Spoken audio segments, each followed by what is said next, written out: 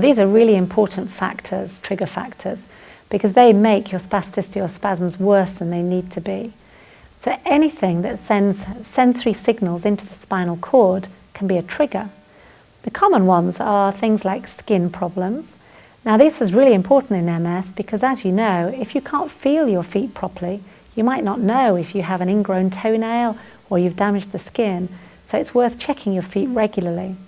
Also, your bottom is a difficult area to look at, so having a carer or a partner that just checks the skin on your bottom and makes sure there are no sore areas can be useful.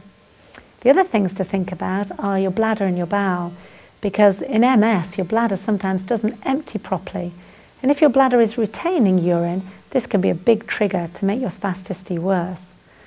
Sometimes you can even have a bladder infection and not know about it, so this should be checked if your spasms ever get more problematic.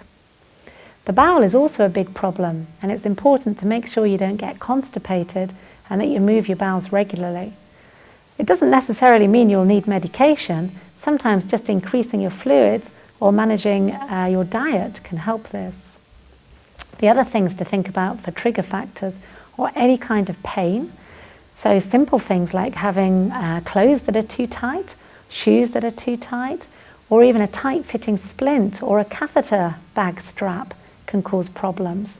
So really anything that affects the skin or pain, even your posture, so having uncomfortable seating can be a trigger.